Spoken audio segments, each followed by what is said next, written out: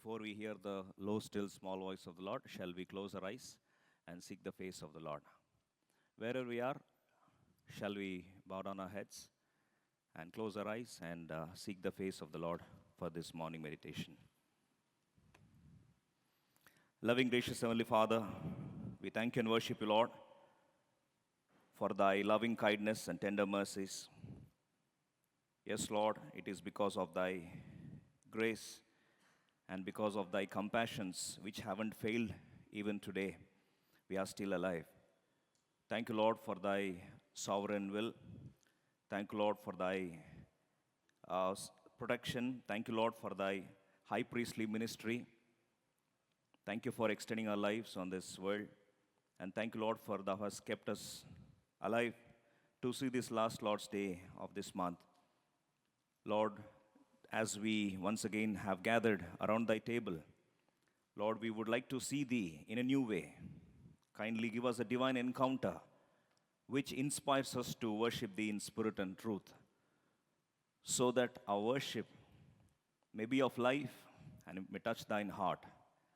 Submitting all of us, all those who are here, and also all those who are watching live, we bring them under the sprinkling blood of everlasting covenant. Once again, emptying ourselves afresh, asking thee that the Holy Spirit, God, would once again inspire us in a new way. We pray this in the name of Lord and Savior Jesus Christ. Amen. In order to worship the Lord, shall we turn our Bibles to Psalm 148? Reading all together verse 9. Psalm 148. Reading all together verse 9.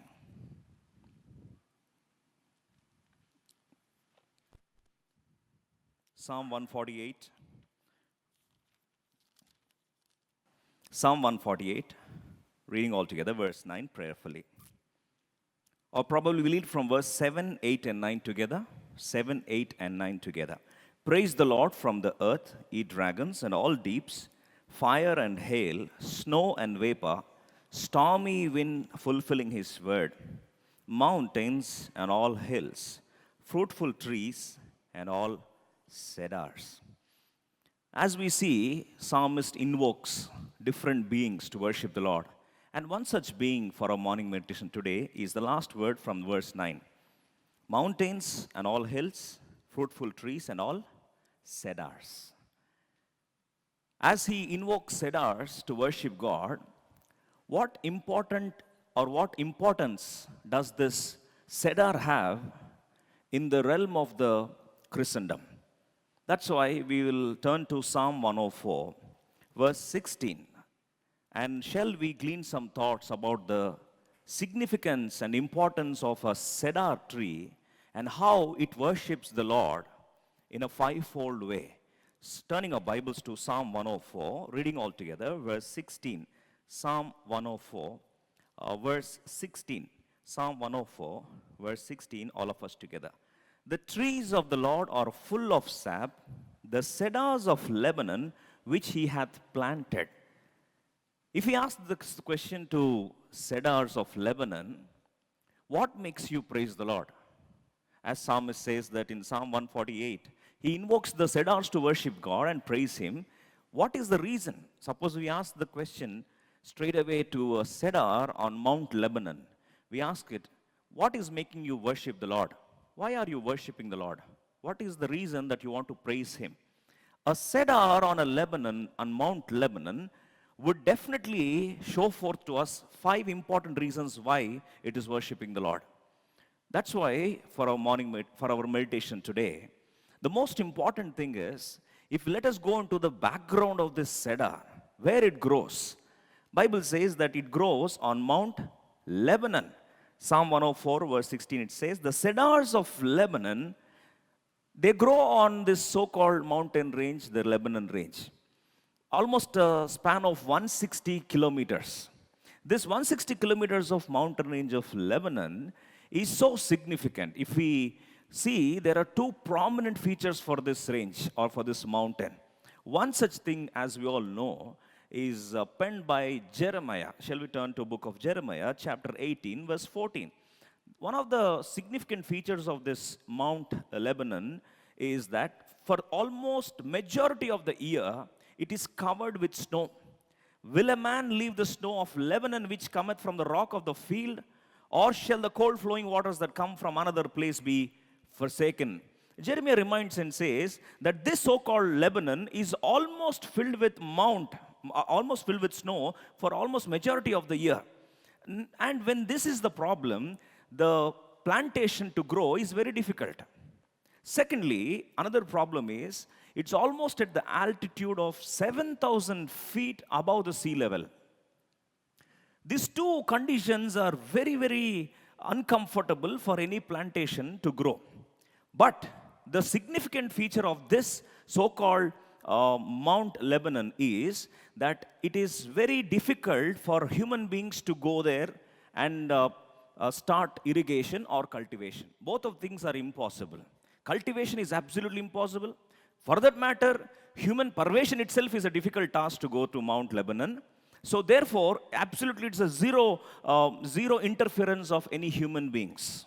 In other words, man cannot create a plantation on Mount Lebanon. Secondly, man cannot create the irrigation system which endows the so-called plants to survive.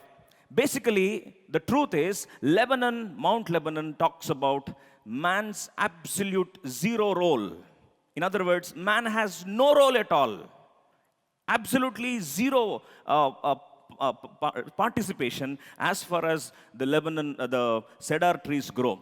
But what is the beauty of this cedar tree? See, there is no human being.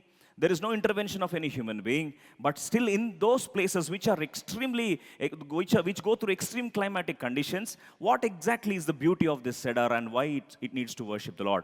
There are 5 important, beautiful thoughts. That's why, the last dream of Moses, the man of God, as he was about to die and God calls him on Mount Nebo. You know what was the last prayer that he made? Deuteronomy chapter 3. Of course, it was not answered. Deuteronomy chapter 3, verse 25. The last prayer, this shows the significance of the beauty of Lebanon and how every man of God dreams to visit that place once in his lifetime.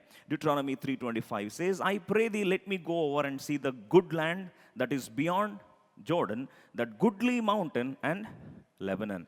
A beautiful place where I want to see absolutely no role of human beings at all, no human intervention at all, but how God has done his great wonders and how the artifacts of his wonders in the form of cedars of Lebanon beautifully praise thee. And this point has inspired not only Moses, but even great men of God, even psalmist David. In fact, cedars of Lebanon is quite common term in the Old Testament literature.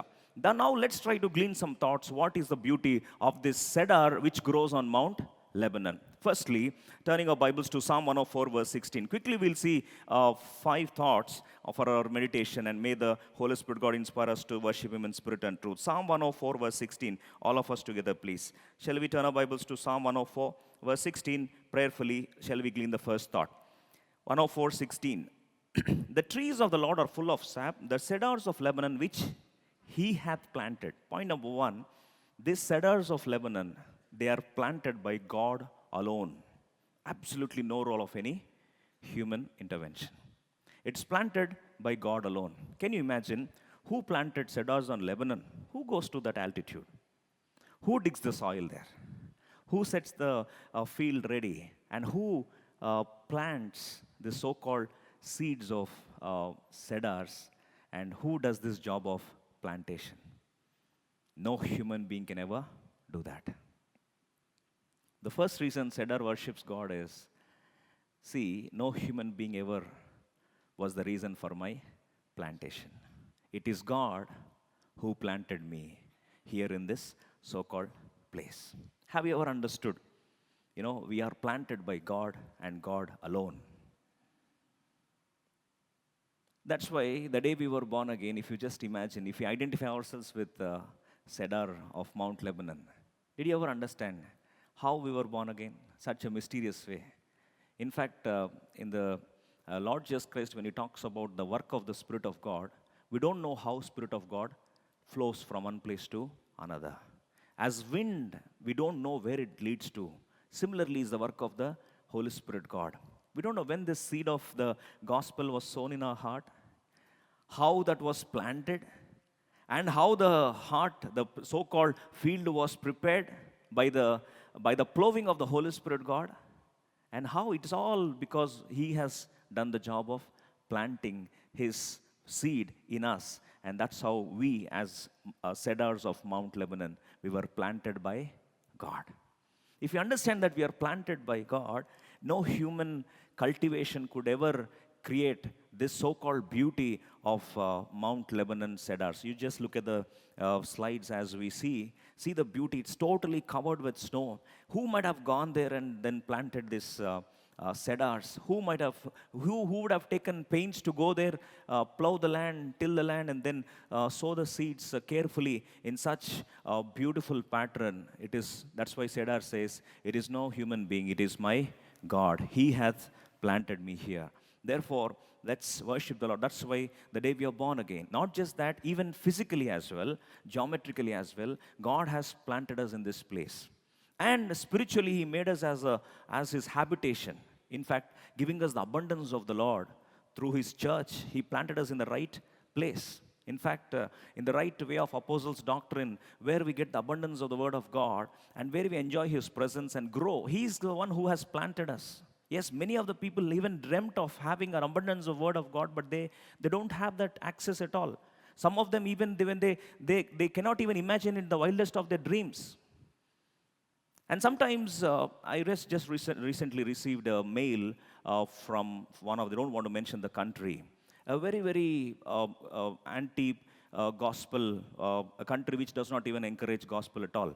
And from there, with broken words, he tried to send me a mail. And I was going through the mail, which is very difficult for me to understand because their English is almost broken. And he tries to communicate and says, we don't have access to the Word of God. And my internet, we rarely get a privilege to access internet. We are in such part of the country where, we want to hear the Word of God, but we have to download the entire message. And for them, it takes 3 days to download a message. They don't have a buffering facility. Their country laws have abandoned that.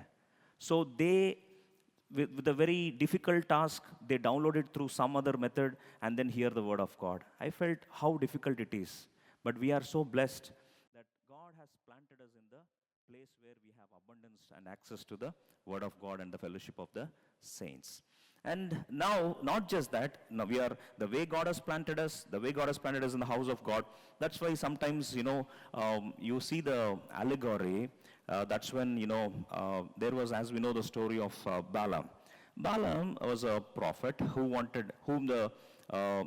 was instrumental to give us some beautiful revelation about how jealousy, how insightful the privilege of being the children of God. And shall we turn our Bibles to Numbers chapter 24. See, we'll see some beautiful inspiration that is being put forth by Balaam. Now, what does he do? Numbers chapter 24, verse 5 and 6. Numbers chapter 24. We see in verse 1, we'll read all together. Verse 1. Now we see that Balak hired Balaam to come and curse the children of Israel. That was the task he was brought forth. He wanted Balaam to come and curse them, the children of Israel, and so that they would win the battle against them. But the problem here is in verse 1. Now when Balaam saw that it pleased the Lord to bless Israel, he went not as at other times to seek the enchantments, but he set his face forward to the wilderness. And what does he do in verse 5 and 6?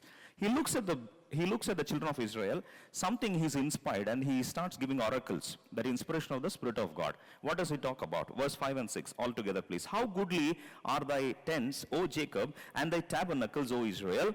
Verse 6, all of us. And as the valleys are there spread forth, as gardens by the riverside, as the trees of vine aloes with the Lord hath planted, and as cedar trees beside the waters. He looks at the children of Israel and he feels them. As he looks at them, he feels that they are like cedars and being planted by God. And he says in verse 5, how goodly are thy tents, O Jacob, O Israel. When I look at you, I feel jealous, the way God has planted you. Point number 1 is, these cedars are planted by God on Mount Lebanon, which even provokes the jealousy of the contenders. That's where God has planted us. It is He who hath planted it is not we, it is He. Secondly, shall we turn our Bibles to Psalm 104, verse 16, please. Psalm 104, verse 16. Secondly, number one, it is planted by God alone. Planted by God alone. No human interference at all. Absolutely no human interference. Secondly, Psalm 104, verse 16. The trees of the Lord are full of sap. The cedars of Lebanon which He planted, which He hath planted. The secondly, these so-called trees are not trees which are weaned away, absolutely, which are dried up. The true story is they are full of sap. So the problem is, who waters them? Fine, it is God who planted them. But who watered them? Which gardener went there and then started watering the so-called seedlings or saplings to grow into a huge, gigantic cedars? Who watered them? Who took care of them? It is God. Absolutely no human took care of him. In other words, it is nurtured by God, it is watered by God. For us to remember, it is watered by God alone. It is planted by God alone. It is watered by God alone. For us to remember it easily, let us put all the words starting with P. It is promoted by God alone. How does it live? It lives by absolute providence of God alone. The mist that God allows, the snow that gets melted off, rightly goes and takes care of these so-called saplings, and they started growing. You see how tall they started growing up. How much of water might have gone, but Bible says that they are full of sap. As we understand, man shall not live by bread alone, but by every word that cometh from the mouth of the Lord. That's why Bible says the just shall live by faith. When we understand the journey of life, and if we understand as children of God, the Bible says, without faith it is impossible to please God. And when we walk through faith, what a blessed journey it is. And Bible says, Psalm 34. In fact, even if you see the comparison of Balaam again reminds himself as he looks, he's inspired, he compares to lions, Turning Bibles to Numbers 24. In fact, he compares to in verse 9. To whom does he compare? Verse 9. He couched, he lay down as a lion, and as a great lion, who shall stir him up? Blessed is he that blesseth thee, and cursed is he that curseth thee. He is absolutely motivated, very big pack for him to curse the children of Israel. But he says, how can I curse them? He's like a lion, he's like a great lion. Who can go and stir him up? I can't imagine that. And now Psalmist David remembers the same thing, Psalm 34 verse 10. See how beautifully he worships God. Psalm 34 verse 10. The God who is taking care of us, how God who is feeding us, Psalm 34 verse 10, all of us. The young lions do lack and suffer hunger, but they that seek the Lord shall not want any good. That means no good thing will they lack. And he compares allegorically to young lions, very ferocious. They can kill anything. The skills of the predatorship is so profound and so immediate. But Bible says even those young lions may lack, but those that seek the Lord shall not lack any good thing. That's how God has been taking care of these cedars of Lebanon. That's why even when God, Isaiah chapter 33 verse 16 says it so beautifully, prophet Isaiah, as he talks about how on the mountaintop, how they are fed. Isaiah chapter 33 verse 16 quickly, 33:16. He shall dwell on high, his place of defense shall be the munition of rocks, bread shall be given him, his water shall be sure. Bread and water, perfectly given for the so-called cedars. And that's how God has been taking care of this cedars of Lebanon. Thirdly, now we'll see when God talks about the flourishing nature of this so-called cedars of Lebanon, point number one, he has planted it, not any human being, and he was promoting it, not any human being. He was watering it, he was nurturing it, taking care of this. And thirdly, God was protecting it. If you understand, it is exposed to the most extreme climatic conditions. See, the altitude itself speaks, isn't it? And mountain goats, they love to eat on this cedar plants when they were young. Now you see, we see that the goats love to eat that young cedars, but how did God protect them? Did any gardener keep a fence around it or hedge around it? No one to take care, no one to protect.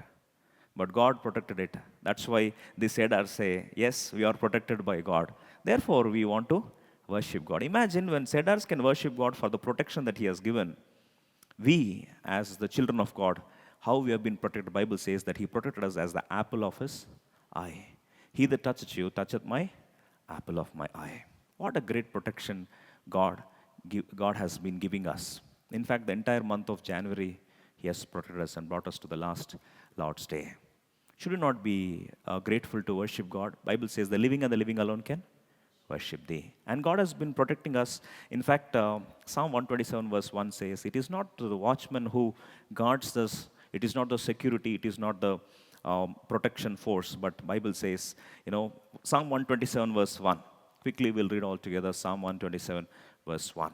Except the Lord build the house, they labor in vain that build it. Except the Lord keep the city, the watchman waketh, but it is vain. It is God who has been watching us, protecting us. And Bible says, he that keepeth Israel shall neither sleep nor slumber. He has been protecting us all throughout. How much more can we worship God? In fact, Psalm 91 verse 11 says, He ordered the guardian angel for each one of us. Do you know how much of protection we have? A guardian angel is guarding us all the time. Psalm 91 verse 11. For he shall give his angels charge over thee to keep thee in all thy ways. You felt this is just a beautiful way of presenting it? No. When God says it, He means it. He shall give his angels charge over thee to keep thee in all the ways. You know that when you were driving, who protected you? It is the guardian angel. Without your notice, somebody else were coming to hit you upon. It is God, the guardian angel, who was protecting us. Do you know that? That's why when Lazarus was dead, Bible says very clearly, the angels came and taken him off, isn't it? Always angels are on charge to protect us till His appointed time. How blessed we are. Have you ever understood how much of continual, it's not the watchman or security which is guarding us. It is the angels which are guarding us. They are taking charge of us. Point number 1, planted by God. Point number 2, promoted by God. Point number 3, protected by God alone. Point number 4, it is prospered by God alone. How it is prospered? It says in Psalm 92 verse 12. See how the cedars are prospering? Psalm 92 verse 12.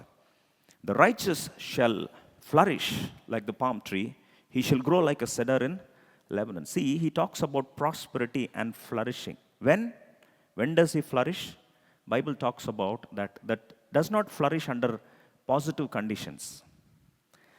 Bible says it very clearly that it flourishes under extremely uncomfortable climatic conditions. As a matter of fact, Bible says the righteous shall flourish like the palm tree. If you later on, because we do not have time, Psalm 92 you see, those are the times where the enemy is lurking large. Nothing seems to be favorable. In fact, there are the infirmities of the old age.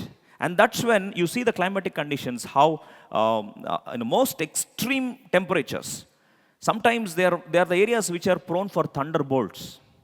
Thunderbolts devastating it. In fact, if you see, when did God choose us and how God wants us to flourish? Isaiah chapter 48 verse 10. See, don't expect our journey to be a smooth sail. That never happens because God has not chosen us to be some other plants, but He has chosen us to be the cedars of Lebanon, and this is what is expected of us. Isaiah 48 verse 10. See, when did God choose us? Bible says His choice is very beautiful, that behold, I have refined thee, but not with silver. I have chosen thee in the furnace of affliction. How did He choose us? Furnace of affliction. That means in the very serious situations, as we wade through, that's the time when God has chosen us. In fact, the beauty of our Christian journey is we go through suffering, and that's where we flourish. And God talks about that. That's why don't expect a smooth sail. Being children of God, especially the cedars of Lebanon, they go through very extreme climate fluctuations. In fact, storms winds, especially in the altitude, winds are too heavy. And this tree, you see, it's not a crooked tree. It's a tree which is very, very straight. You see the altitude of the tree, how straight it is, the height of the tree. And when a tree is like that, the winds, when they started blowing it, you see the beauty of it, it is never shaken, not even a degree. The trees which are straight, absolutely not crooked at all, are these cedars of Lebanon.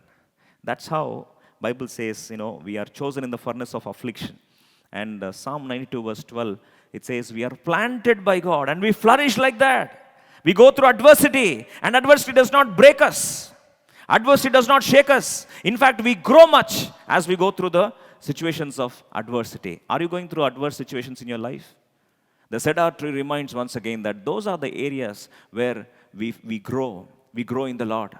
In fact, those are the areas where we come very nearer to the Lord. And that's where they shall grow like a cedar in Lebanon. Verse 13, please. 92 verse 13. The righteous, they will be planted in the house of the Lord, and they shall flourish in the courts of our God. They flourish, they grow in adversity. And that's the environment where they start growing in the Lord. They grow in the presence of the Lord in the adverse situations. You just turn back and see, for a testimony, it is the adverse situations which give you a testimony. It is not a comfortable situation which gives you a testimony. And it is not a comfortable situation which draws you closer to God. Bible says, in fact, Solomon, when he was blessed, in fact, after he was stinkily blessed, he went away from the Lord. That's the pattern of the children of Israel. But when the adversity came, they came closer to God and they started growing in the Lord. And in fact, those are situations which bring us closer to God, and we grow spiritually in the adverse situations that God has allowed in our life. Dear brother and sister, are you going through an adverse situation as a family, in your job, in your personal, in your health condition? Praise God, that is the environment where you flourish as a child of God. And in the furnace of affliction, God chooses you to mature as the children of God who were planted in the house of God. And that's where, adversity does not break us. The only thing that can break us is not adversity. In fact, the cedars of Lebanon, nothing can break them. Only one voice can break them. You know what is that voice? Turning Bibles to Psalm 104. Psalm 29 verse 5. Psalm 29 verse 5. The only thing that can break the cedars of Lebanon is such beautiful, mysterious revelation that God wants to talk to each one of us today. Psalm 29 verse 5. The voice of the Lord breaketh the cedars. Yes, the Lord breaketh the cedars of Lebanon. Who can break us? Who has the right to break us? It is only the voice of God and the Lord alone. Nothing in the world can break us, dear brothers and sisters. And He breaks us, you know why? When He wants to break us, that's when, when the cedars of Lebanon are broken, they can only be broken at the voice of the Lord. And Psalmist says, that is the only thing which can break these cedars of Lebanon. Nothing else in the world. No extreme climatic conditions, no adverse situations, no human being in the world can break it except the voice of the Lord. And secondly, the Lord Himself breaketh the cedars of Lebanon. If you are broken, let me once again remind you, as a man of God, that it is God who is breaking you, and He wants to break you. You know why? There's a beautiful mystery once again. Turning to the next point, why does He break you? What joy does He fetch when He breaks us? Bible says it very clearly. Now turning our Bibles to 1 Kings chapter 7 verse 2 and 3. Why does He break us? Now 1 Kings chapter 7 verse 2 and 3. Quickly we'll read this and worship the Lord for individually. Now Solomon built the house of the forest of Lebanon. The length thereof was 100 cubits, and the breadth thereof 50 cubits, and the height all that with cedar beams upon the pillars. If you see the background of the story, what exactly happened was, 1 Kings chapter 5 verse 5 to 6. 1 Kings chapter 5 verse 5 to 6. Now after Solomon took over the reins of his father David, now he was such a wise man. Now Bible says, I purpose to build a house unto the name of the Lord my God, as the Lord spoke unto my father, and as I want to build the name of the Lord. Verse 6, please. Next verse. He says, now therefore command thou that they hew me. You know why? Why the cedars are hewn? They hew me cedar trees out of Lebanon, and my servants shall be with thy servants, and unto thee will I hire my servants according to all that thou shalt appoint. For thou knowest that there is not among us anyone that's skilled in this hewing of the wood. And then comes verse 1 Kings chapter 7, 1 chapter 5 verse 7, please. The next verse. Now he says, when this task was given, the beauty of the so-called cedars is, then it came to pass when Hiram heard the words of Solomon that he rejoiced greatly and said, "Blessed be the Lord this day." And he started worshiping God. Hiram started worshiping God. You know, the beauty is, Hiram now is a supplier of the so-called chopped cedars, and he chopped them through shipping at the port of Joppa. They were put onto the sail, and then they were brought to Jerusalem.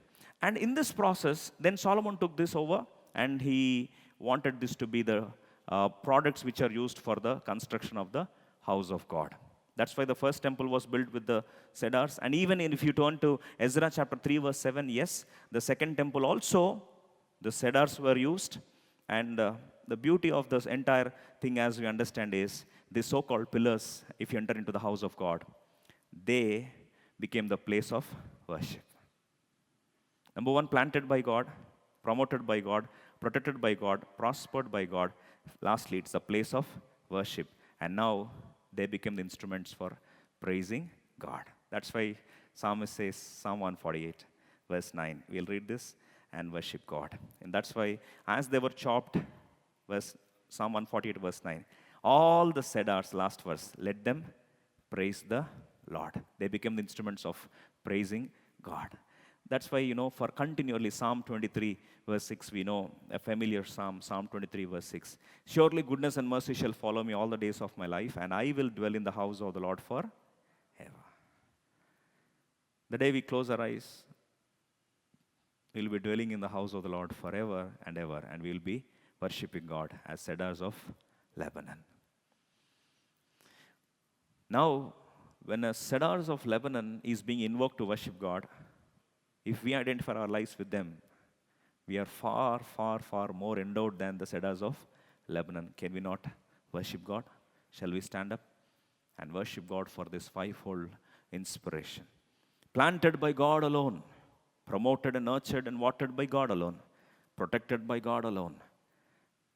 Guardian angel has been protecting us. Fourthly, prospered by God alone in adversity, the very place where we grow spiritually.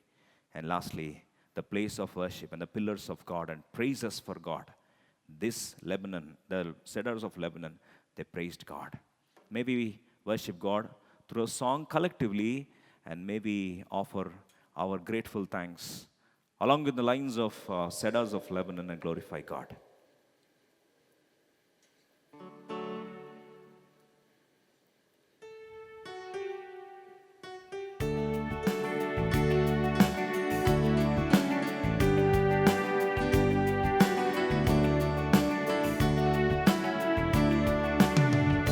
I am thine, O Lord. I have heard thy voice, and it told thy love to me. But I long to rise in the arms of faith and be closer drawn to thee. Draw me nearer, nearer, nearer, blessed Lord, to the cross where thou hast died. Draw me nearer, nearer, nearer, blessed Lord, to thy precious bleeding Son.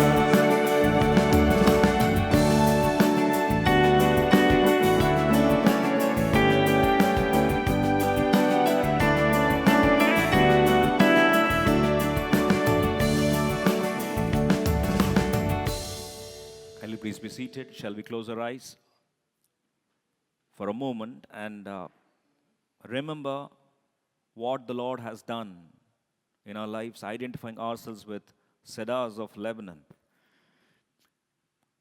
How God planted you, how God has been promoting, nurturing, and watering you, protecting you, how God protected you.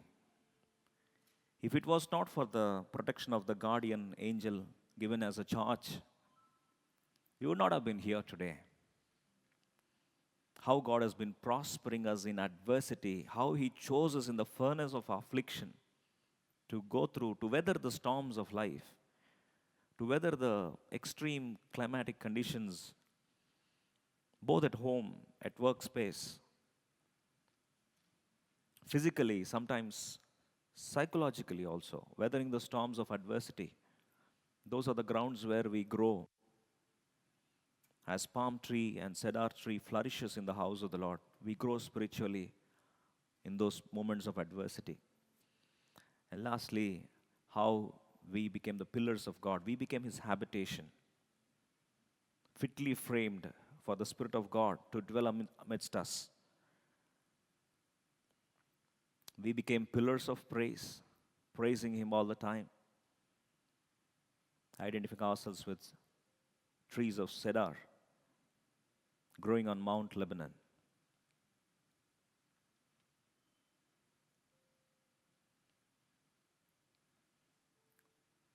Loving, gracious Heavenly Father, thank you and worship you, Lord, for giving me this blessed opportunity to worship Thee amongst Thy children.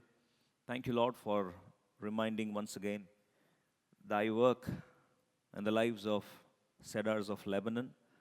Lord, Thou hast done more manifold. Thy ways were more manifold in our lives as we identify ourselves with cedars of Lebanon. You have planted us. You have been promoting us, watering us, nurturing us. And you have been protecting us, and you have been prospering us in adversity, and you have made us as Thy pillars of Thine house, place of worship. What can we render unto the Lord? Thus we to join along with those cedars of Lebanon and offer this worship in the exaltation of Lord and Savior Jesus Christ. Amen. Shall we all once again stand up and worship the Lord through the same song? And then let us prepare our hearts to listen to the communion message.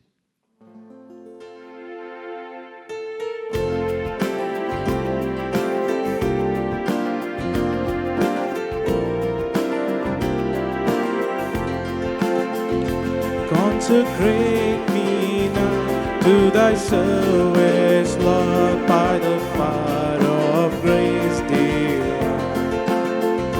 Let my soul look with a steadfast hope, and my will be lost in Thine. Draw me nearer, nearer, nearer, blessed Lord, to the cross where Thou hast died. Draw me nearer, nearer, nearer, blessed Lord, to Thy precious bleeding Son.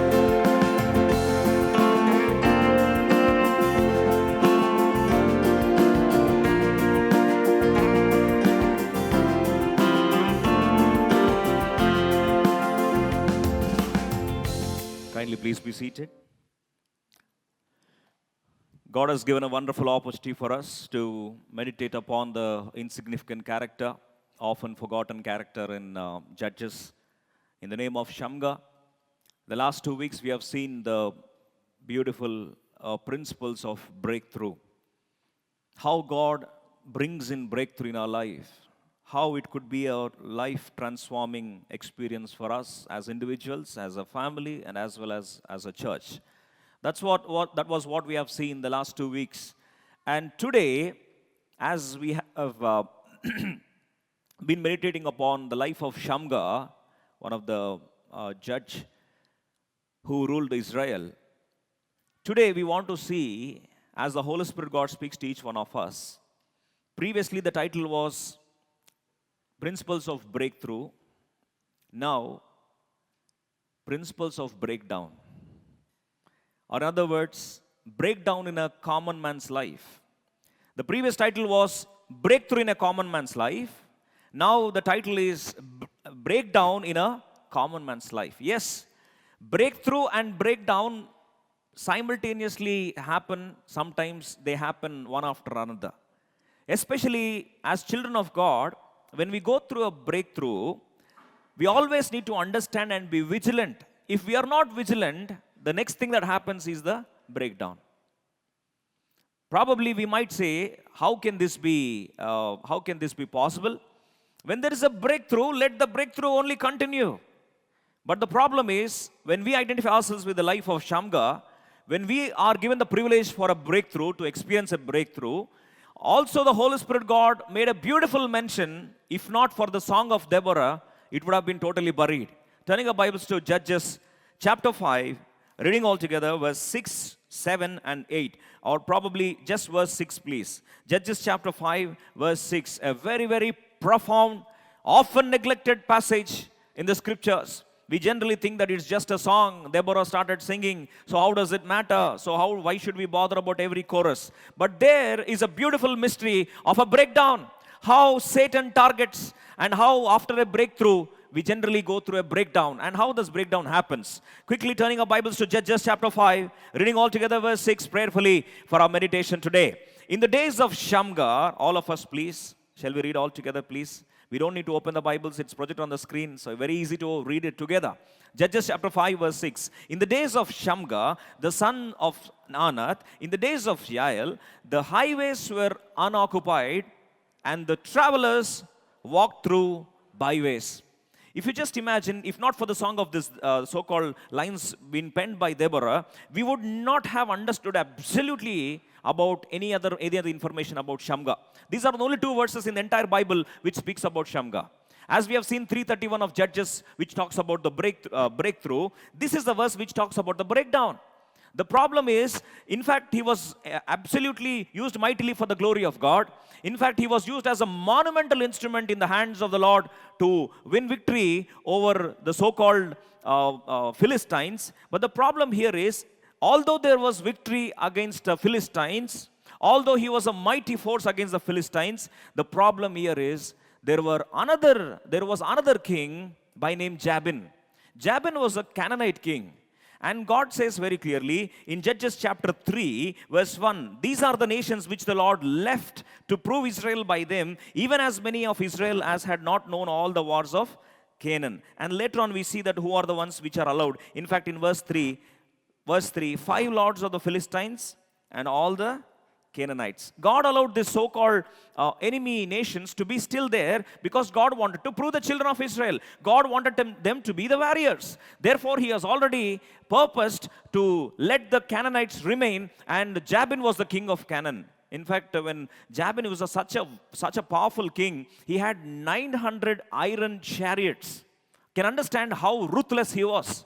But the problem is, Shamgar won victory over 600 Philistine rulers, but when it comes to the rulership of Jabin, you know what this man did?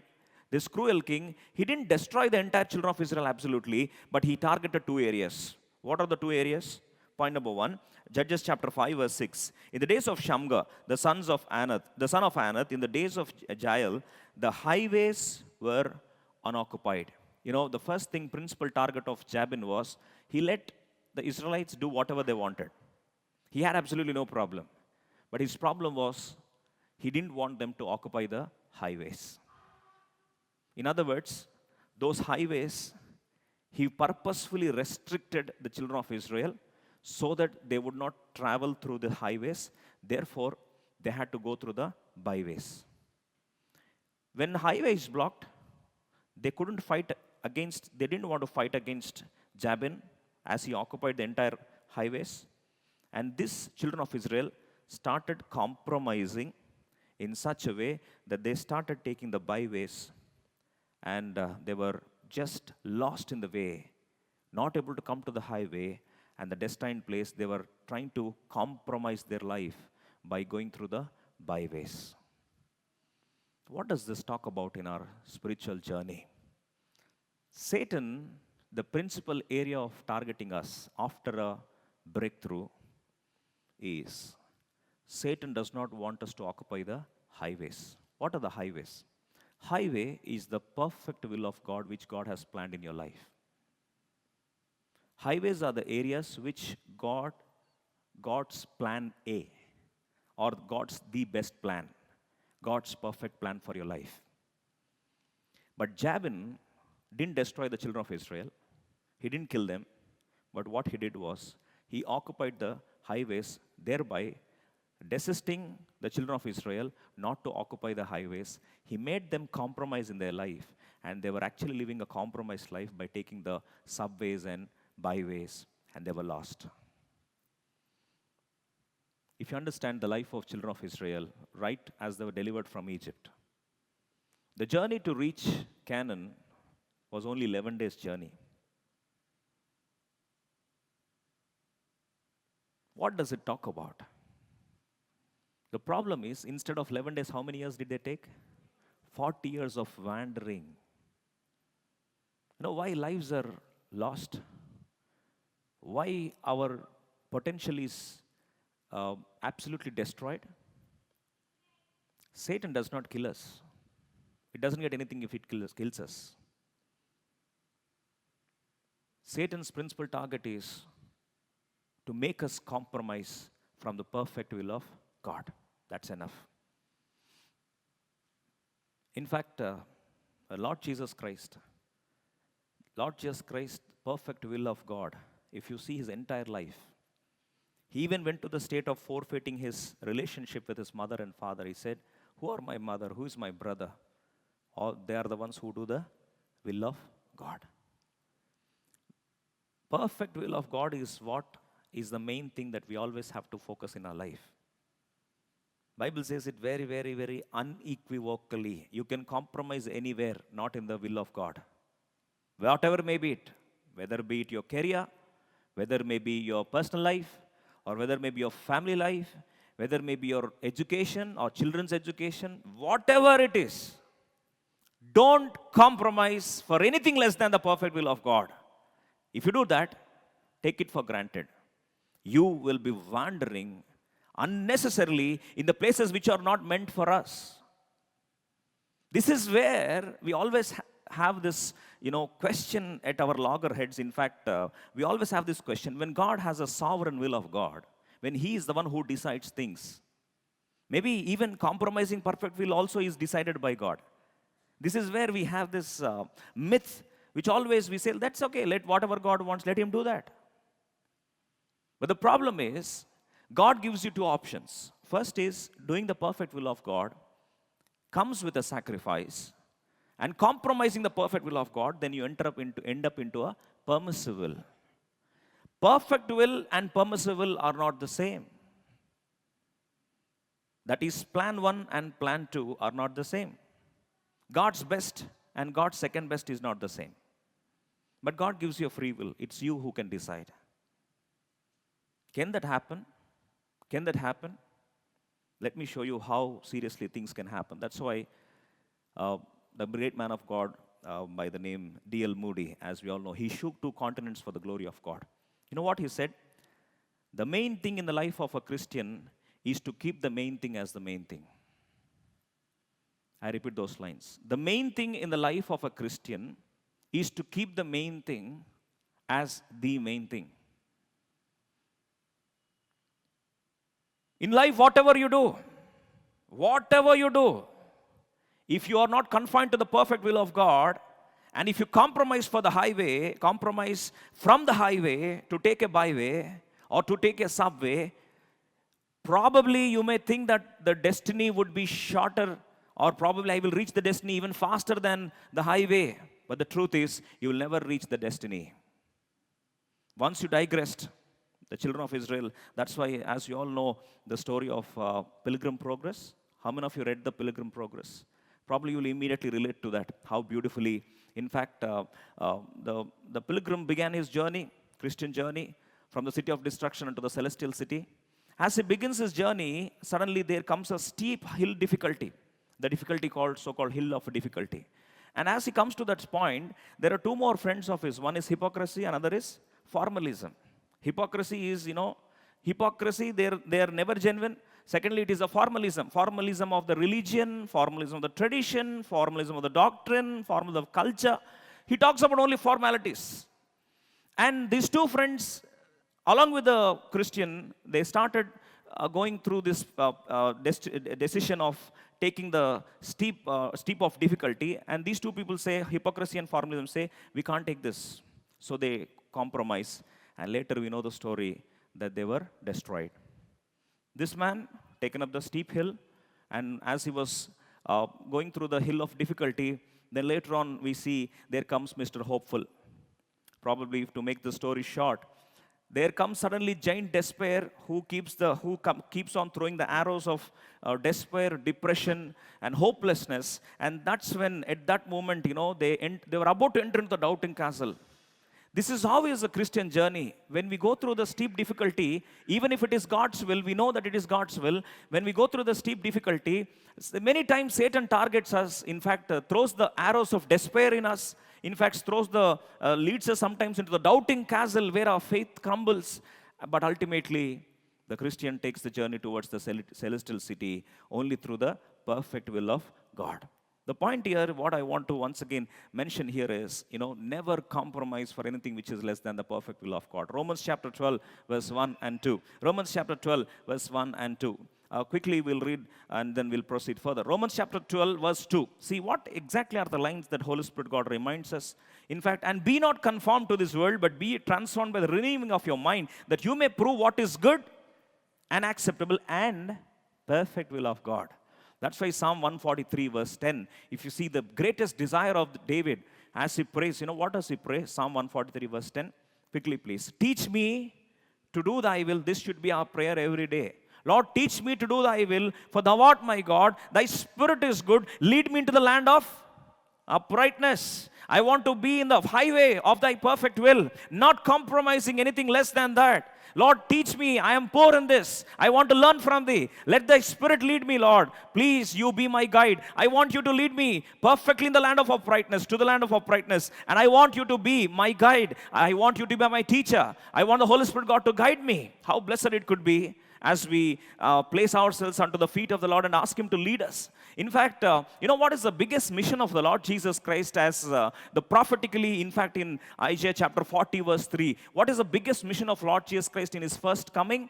As we all know, in His first coming, the biggest mission was this, Isaiah chapter 40 verse 3. What is that? The voice of him that crieth in the wilderness, prepare ye the way of the Lord, make straight in the desert a highway for our God. The mission of God is to create a highway.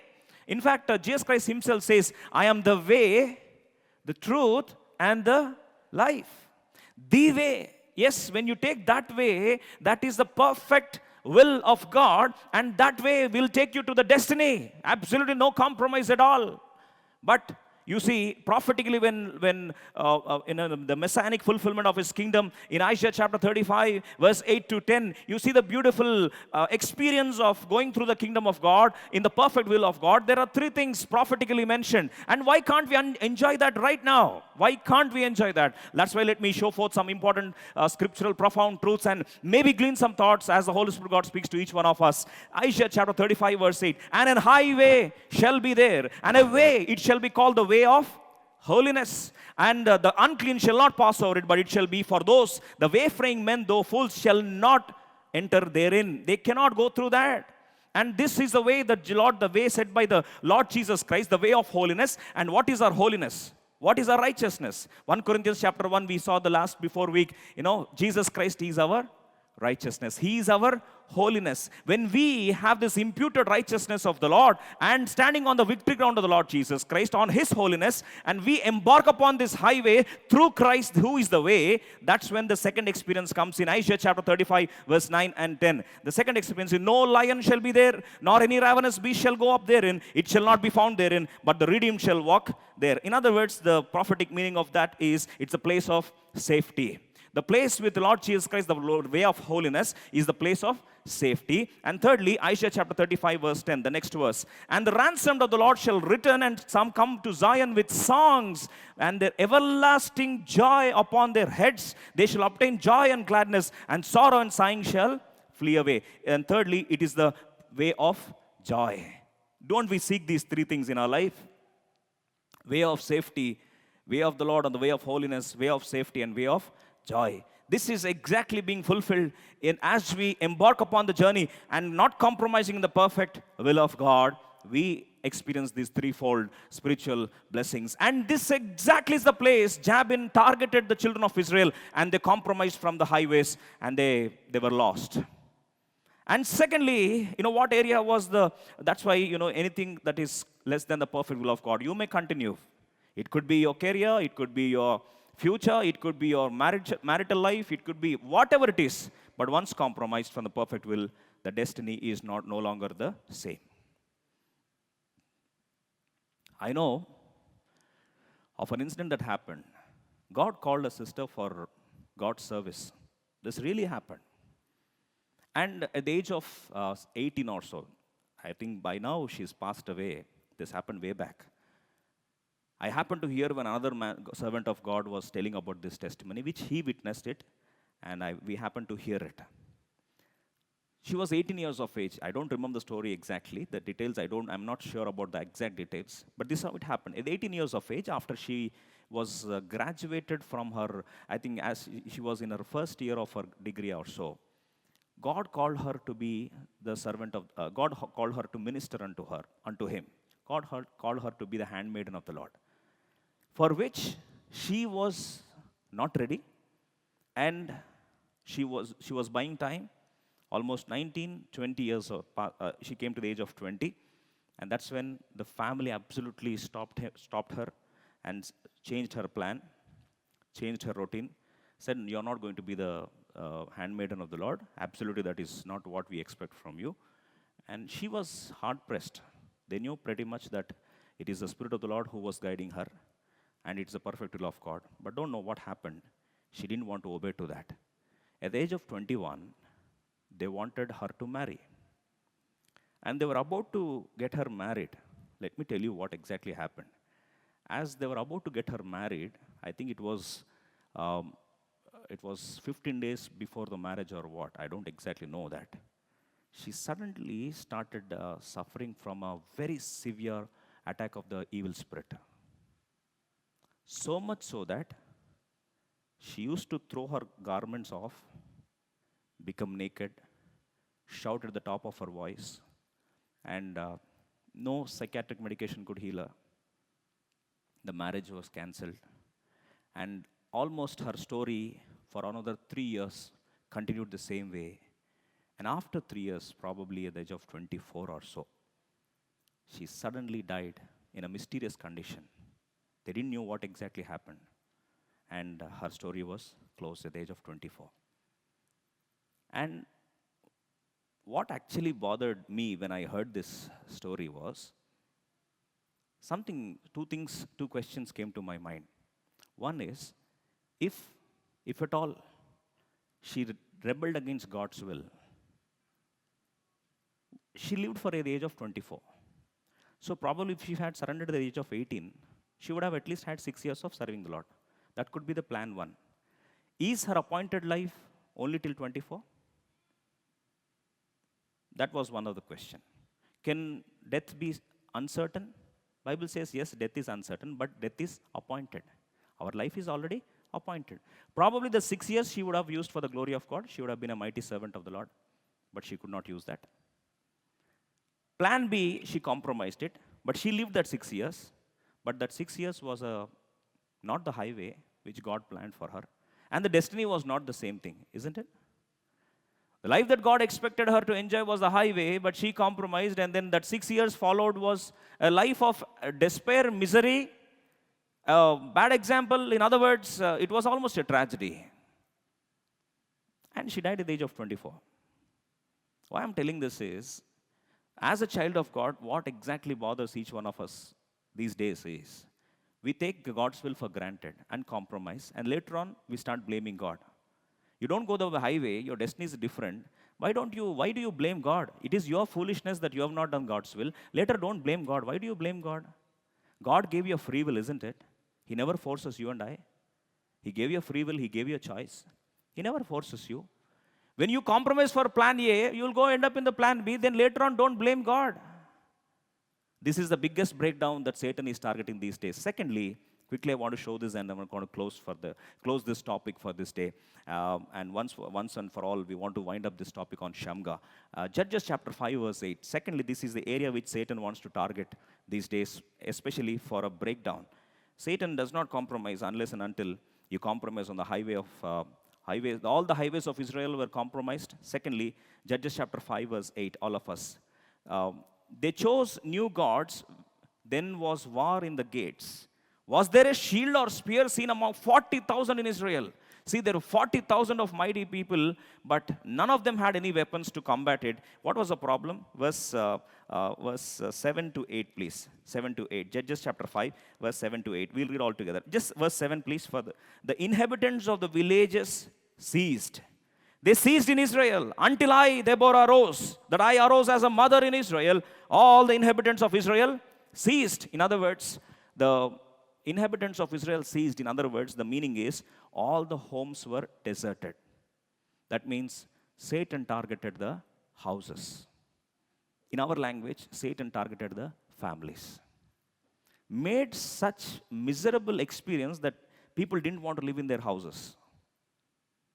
Bible says the inhabitants of the villages ceased. They vacated the houses. They emptied their houses. They didn't want to live in the shelter of their house. They didn't want to live as a family. They were fed up. In other words, the second area that Satan targets is, the first is the perfect will of God. Secondly, it is the family which or the houses which the Satan's second area of target. You know, how did the wars begin? Bible says in Judges chapter 5, verse 9, please. Verse 9, all of us. Verse 8, please. Verse 8. Judges chapter 5, verse 8, all of us. They chose new gods. Then was war in the gates. When did the war begin in their houses? They chose new gods. Deborah says, after they chose new gods, their war began in their houses. And after the war began in their houses, they left their houses, they left their villages and went off. Don't know where they went. Then you might ask a question, what are those gods? We don't have time and we're just going to see only two serious gods or idols which destroy and which create wars in the houses, and how these wars make you feel unlivable. You lose your peace and you don't want to live in that place, and you vacate that. And these are the two places wherein, in fact, Satan's preliminary area of target. Point number one, what is the biggest idol or biggest god in the end days or in the beginning? See, Satan wanted to target Eve. How did he target Eve? Satan came to Eve and said, is it true? It all began, discussion began. But you know what is the inspiration that Satan gave to Eve? The inspiration is Genesis chapter 3, verse 5. You know, if you eat this fruit, you will be like gods. Shall we read together, please? Genesis 3:5. For God doth know that in the day you eat thereof, then your eyes shall be opened, and you shall be as gods. What is the first bait or first area where Satan wanted to pull Eve was? Only thing is, the first area is, if you eat this, you will be like God. See, for all of us, the biggest idol, another correlate of this idol is 2 Timothy chapter 3. In our modern days, 2 Timothy chapter 3, verse 2. You know, perilous times begin in houses. Perilous times begin in society. In fact, troubled times, you lose your peace in society because this is the first reason. What is that? Or 3, 1 and 2, please. From verse 1, we'll read it. Very, very serious exhortation for our end times. This know also that in the last days, perilous times shall come. Problematic times will come. And the first symptom is, men shall be lovers of their own selves. People love their own selves. In other words, it is the God of self. God of the ego. We like to pamper our so-called ego or the self. And Satan's target is this. In fact, Eve never even thought about her, how she was, and what she wanted to aspire. Those thoughts never came to Eve at all. Satan comes to Eve and says, you eat this, you'll be like gods. Why should you be less than them? When it provoked the ego and instigated the so-called self of Eve, the entire rampage began. They lost the paradise. They were kicked out of the paradise. And even if you see in the life of Lucifer, in fact, the so-called self and the ego, it became the reincarnation of ego, and Lucifer never was satisfied. In fact, what he said, I want to take my throne up there and I want to make equal to God. And that's when the disaster began, and the entire story was a colossal failure and tragedy.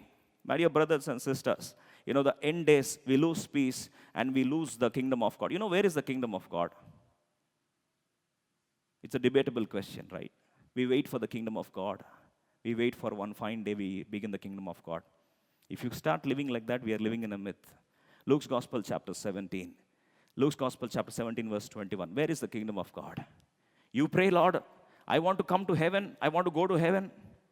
We pray these prayers, but they remain to be prayers. You know why? Luke 17:21. Neither shall they say, lo here or lo there. For behold, the kingdom of God is within you. In other words, heaven should be here. Heaven should come down in every family.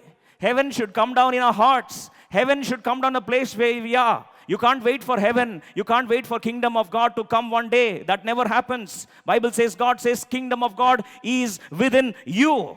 But how does the kingdom of God operate? The kingdom of God, the biggest, or who is the greatest in the kingdom of God? There came a debate one day for all the disciples because they wanted, I am bigger, I am bigger, I am greater. They were fighting between themselves. And Matthew chapter 18, verse 1 and 2. Quickly, please. Matthew chapter 18, verse 1 and 2. Quickly, we'll read this and close for the day. Matthew chapter 18, verse 1. At the same time came the disciples unto Jesus saying, who is the greatest in the kingdom of heaven? This was a question. Who is the greatest? Who is the best? Who is the number one?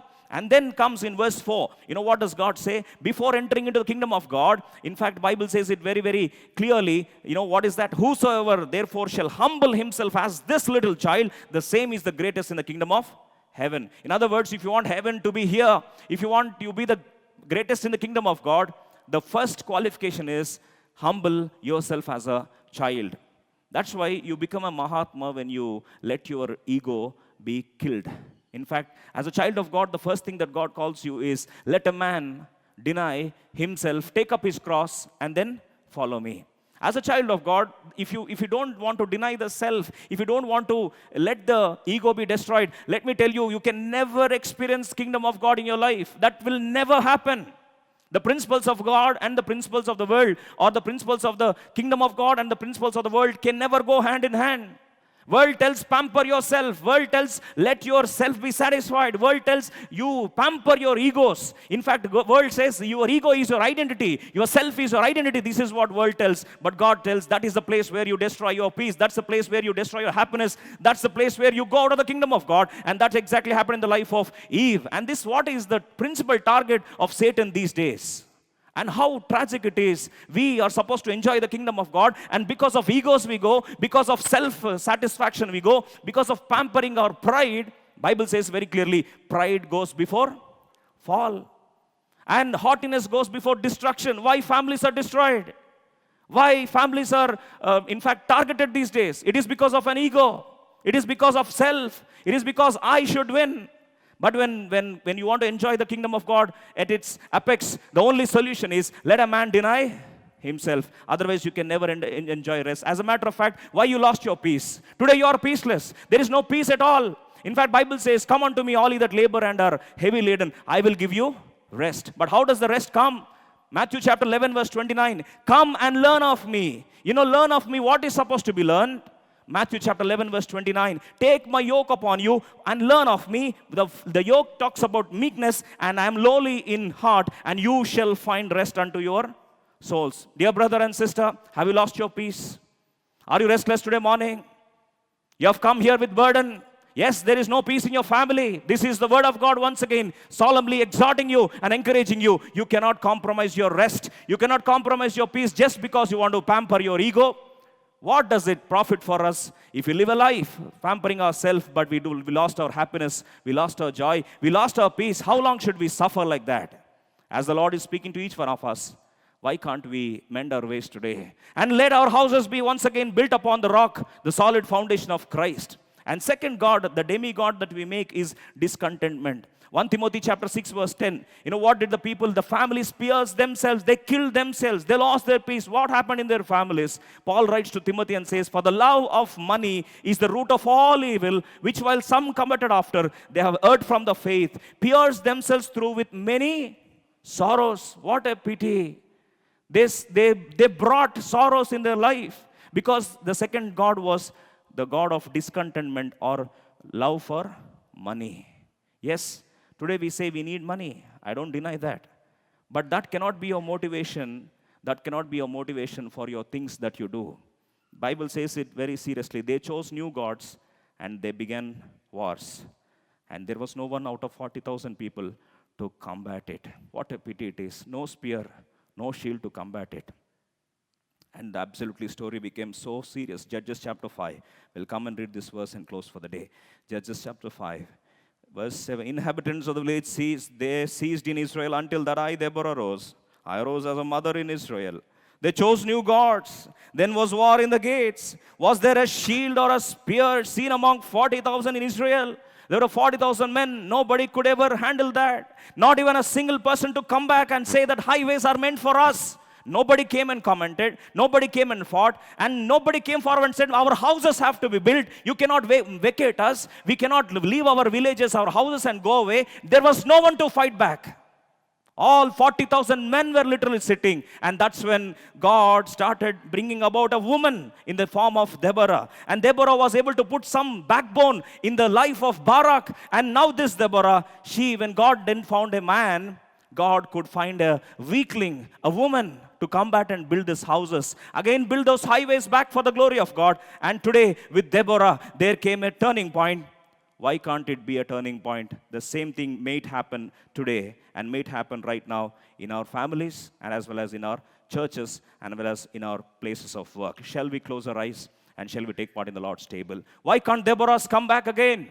If men do not take up the challenge, why can't Deborahs come forward? Why can't, there are 40,000 people without any spear and sword. Nobody could combat it. And how long should that highways be uninhabited and the houses be uninhabited? How long can Satan target the perfect will of God in your life? How long can the families be disarmed? How long can the families be destroyed? You lost your peace. You lost your joy. And in fact, this was supposed to be our birthright, enjoying the kingdom of God in our houses. Today, you're not in a talking terms with your wife. You're not in talking terms with your husband. In fact, the family altar has been collapsed and you're going through a lot of stress breakdown. Why all this? These two gods are ruling your life. Let me tell you, the wars will definitely succeed. And if wars are going to continue, you will never enjoy the kingdom of God. And one day, as you turn back and see, there could only be regrets in your life. Let that not happen. Being the children of God, we are supposed to enjoy the kingdom of God, and kingdom of God is within us. Don't postpone the heavens experience for some other day. It is right now. It's supposed to begin in our houses, in our families, and in our churches, in the places where we are. Let the heaven come down and may we experience the peace of God. May the rest of God rule our hearts. Shall we submit our hearts unto the Lord and say, Lord, if this so-called ego is spoiling my relations with someone, let me humble myself. Let me humble myself. I want to be the greatest in the kingdom of God, whatever may be it, Lord. Even if it hurts my ego, even if it hurts my identity, let me humble myself. And Lord, let the love cover all differences. And Lord, I want the family altar to be built again. Can't you make this prayer? Kingdom of God will come down and we'll start experiencing this in your life, dear brother. May the Lord bless this word and may the Lord give you the grace to humble yourself. And Bible says, they that humble, my grace shall be sufficient for them. And when those who humble themselves at the feet of the Lord, God wants to exalt them today. You want to be exalted by God? Do the work of the humbling yourself. God would exalt you in His due time. May the Lord bless this word and may give you grace to take a call to stand in the kingdom of God and experience the blessings of the kingdom of God. The highways, perfect will. Lord, I don't want to compromise in the perfect will of God. I don't want to reap the consequence of compromising with this. May we submit our hearts at the feet of the Lord. Loving, gracious Father, thank you, Lord, for speaking to us through thy word. Bless all those who have taken a call. Seal their decisions for thy glory. We pray this name of Lord and Savior Jesus Christ. Amen. For I say the Lord that which also delivered unto you, that the Lord Jesus, the same night in which he was betrayed, took bread. When he has given thanks, he brake it and said, take it, this is my body which is broken for you. Do this in remembrance of me. After the same manner also took the cup, then he supped, saying, this cup is a New Testament in my blood. This do ye as often as you drink it in remembrance of me. All those of us who have examined our hearts in the light of the word of God, we request you to please raise your hand. The bread and the cup, both are brought to you. Please take a small piece and pass it to your neighbors as quick as possible. Already, the bread, the wafer, and the cup, both of them are packed in the container. Kindly take part in the Lord's flesh as well as His blood in a worthy manner.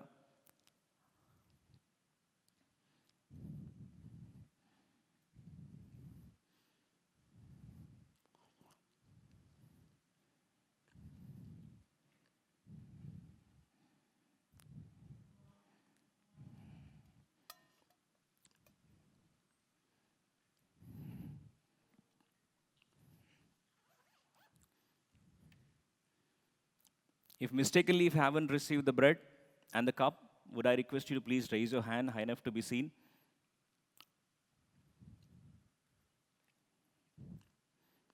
Please keep your hand high enough to be seen till you receive the bread and the cup. Once you receive, you can put your hands down. We hope that everyone receive the bread. Shall we pray? Loving, gracious Heavenly Father, thank you for this divine grace you've given us to take part in thy blood and in thy flesh. This is given only to thy disciples. And as a disciple, the first preliminary condition is to deny ourselves. When we are not able to do that, we are taking part unworthily. Lord, we especially pray, forgive those who have taken part unworthily, not able to let their egos, Lord, be offered on the altar of thy grace. Lord, we pray for those who have worthily taken part, seal their decisions, and also, Lord, we pray for those who haven't taken part. Once again, solemnly remind them that in heaven's table they do not have the part. Lord Father, we especially pray for the remaining crumbs which talk about those who are yet to join, unsaved members of the family. Lord, we pray that in thine own time thou may touch them and then bring them to, Lord, experience the abundance of life in Christ. Lord, thank you for all the word which is delivered.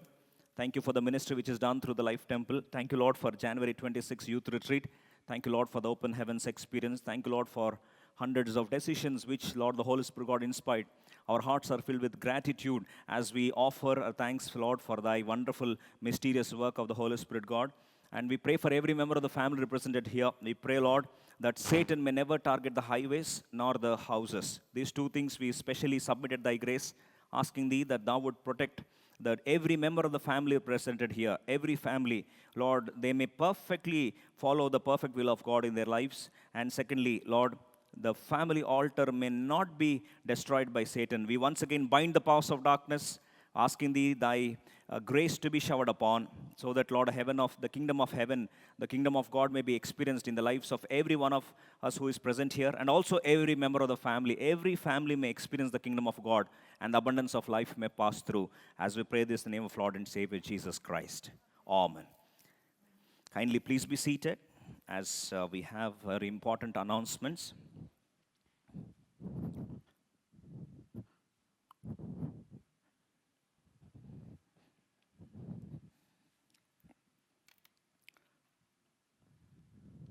Kindly listen to the announcements. Now we are going to sing a song during which we will submit our offerings unto the Lord. Those who are here can do it, put your offerings in the offering boxes. And those who are not able to be present, and those who are not do it so, can also do it online through official number 9000999 And another important announcements, we thank you once again for praying and also participating on the Global Online Youth Fest. Really, God has been so gracious. Had we gathered here, probably or 2,000 or 1,500, 2,000, more than that, we can't accommodate, especially with this pandemic standard operating procedures. But God has been so gracious, almost 30,000 were able to hear the word of God, taken decisions. There was a moment of the Spirit of God. Many testimonies have come. Our hearts are filled with gratitude for all the incessant prayers and also for your participation. Pray for the ministry and pray for those decisions. We immediately have circulated the decision cards in the 24 hours global chain prayer. Hope you are praying for all of them. And another important announcement is, based on the data we have been gathering so far on the registrations every week, shortly we are going to bring in the full-fledged membership pattern. And we don't need to wait and write there. So we are making automation which will reduce a lot of time and waiting period. So we request you to please come regularly, as based on that, the upgradation to the membership could be made shortly. And together as a church, we'll be serving the Lord. And there are CDs and as well as the calendars. There are very few set of calendars available. You can take them. And another important announcement, schools are opening, I believe, alternate days. So Sunday school, we are looking at the possibilities to open it with full precautions to be followed. Kindly please pray in the family prayers too for the children's safety. Shortly, Sunday school will begin. Pray for the right time and pray for the right way, how God would enable us. Still, the pandemic is still there. So kindly pray that God would lead us accordingly for the safety of the children. We don't want to compromise about the spiritual health of the children, same time the physical health of the children. So kindly please pray and uphold in your personal prayers and family prayers. Now we have, shall we stand up? And as we stand up, shall we submit our offertory unto the Lord? Kindly please save two numbers. One is official number. Any admin considerations or concerns, you can call to the official number 90009999565. Secondly, it is the prayer tower number 90009999564. Two numbers are bifurcated, so prayer tower is 9. Last number ends with 564. If you have any prayer requests, can send it immediately. Any other emergencies, send it to the official number.